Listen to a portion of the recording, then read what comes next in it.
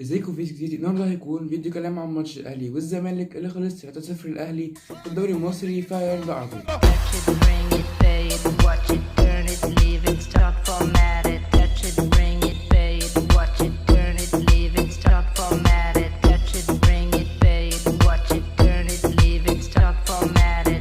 نبتدي بالتشكيل. فالاهلي لعب تشكيل 4-2-3-1. الشناوي في حراسه المرمى، باك يمين محمد هاني، وباك شمال علي معلول. وبصراحه الاثنين كان ليهم ادوار هجوميه كتير جدا في الماتش ده.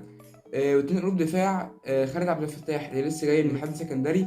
يعني هو اصلا المفروض ان هو باك يمين، بس اللي لعب في الماتش ده قلب دفاع. وجنبه رامي ربيعه. اتنين ارتجاز، حمدي فتحي واليو ديانج.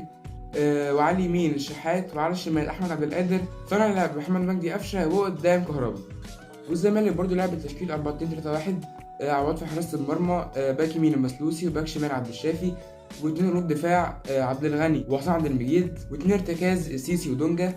وعلى اليمين زيزو، وعلى الشمال مصطفى شلبي. وصانع اللعب حسام عاشور، وقدام سيف الدين الجزيري. بالنسبه للغيابات، فالزمالك يعني ابرز الغيابات عنده كان فتوح والونش وعبد الله جمعه. بس الاهلي كان عنده غيابات كتير شويه، زي مثلا برونو سافيو، والسولية، ومحمد عبد المنعم، واكرم توفيق، وكريم فؤاد. في أول الماتش ما كانش فيه هجمات من الفرقتين تقريبا. الفرقتين كانوا متماسكين جدا دفاعيا. يعني مثلا الأهلي كان فيه مثلا كور كتير للزمالك بتبقى ملعوبة مثلا ثرو أو حاجة، فبيحجزوا كويس جدا والكرة بتضيع في الآخر. وبرده الزمالك نفس الكلام، بس عند الزمالك يعني بانت أكتر في الدقيقة 13. الشحات راح بكرة ناحية اليمين وكان عايز يدخل للعمق، بس إمام عاشور عمل تاكلينج كويس جدا والكرة ضاعت في الآخر. في الدقيقة 19 أحمد عبد القادر لعب كرة حلوة قوي لقفشة جوه ال 18، بس الصراحه يعني حطها بطريقه غريبه جدا وطلعت بره. في الدقيقه 20 يعني عمرو السيسي كان بيرد على قفشه تقريبا في الهجمه اللي فاتت. برضو كره وصلت له ناحيه اليمين وهو كان جاي من ورا، حطها برضو وان تاتش وطلعت بره خالص. في الدقيقه 26 كره وصلت لكهربا ناحيه اليمين وعدى من الحارس، بس رد بطريقه غريبه جدا. يعني هي بعيدا عن انها كانت اوفسايد يعني، بس الصراحه الكره دي ما تضيعش. بعدها الزمالك ابتدى يعني يلعب باسلوب هجومي شويه. يعني مثلا في الدقيقه 29 كره وصلت لدونجا بره 18. بصراحه شوط كره قويه جدا في 90، بس الشناوي شالها. في الدقيقه 33 كانت هجمه مرتده للزمالك. امام عاشور راح ناحيه اليمين وعدى ناحيه عبد القادر.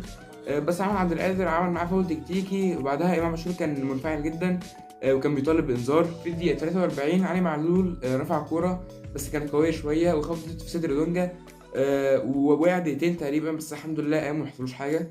ده كده كان الشوط الاول. يعني هو بصراحه كان شوط ميت بصراحه. يعني الفرقتين بيلعبوا لعب دفاعي. الزمالك كان يعني اخطر شويه هجوميا، بس برضه كان شوط ميت. في الدقيقه 52 محمد هاني شاط كوره حلوه جدا على حدود 18، وعواد صدها، بس بعد كده رجع تاني للشحات.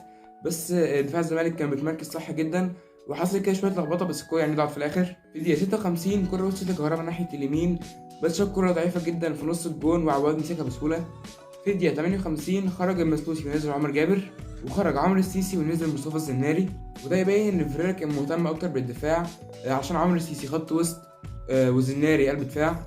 في الدقيقة 61 كرة سقطت لحمدي فتحي جوه ال 18 واستلم على صدره، وبعد كده لعبها الكهربا وحطها وتبقى نتيجة 1-0 للأهلي. بس ده بالنسبة لي الصراحة جون يعني غلطة دفاع، علشان الزناري ومحمد عبد الغني كانوا ماسكين حمدي فتحي بس ما كانش فيه رقابة على كهربا، فحطها بسهولة. في الدقيقة 65 نزل سيد نيمار مكان عبد الشافي. بصراحة تبديل هجومي شوية عشان عبد الشافي باك شمال وسيد نيمار وينج، ونزل محمد شريف مكان كهربا. وده بصراحة كان من أحسن الماتشات لكهربا مع الأهلي، يعني لو ما كانش أحسن واحد.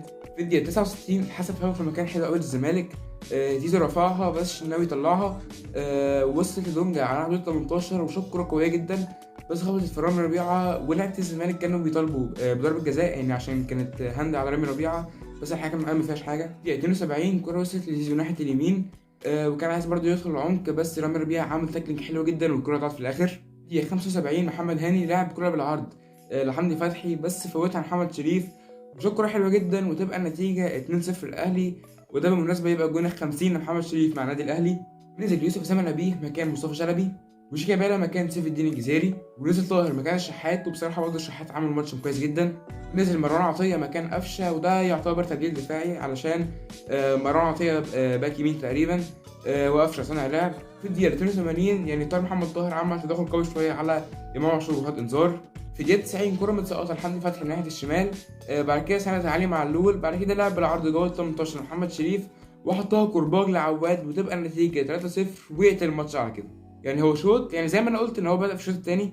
يعني في الشوط الاول ما كانش فيه هجمات كتير، وحتى الهجمات يعني كانت للزمالك بصراحه اكتر شويه، بس كانت من غير اجوان. بس في الشوط الثاني كان فيه هجمات اكتر بكتير، والاهلي عرف يخطف 3 اجوان وبالتالي 3 نقط ويوسع الفرق بينه وبين الزمالك.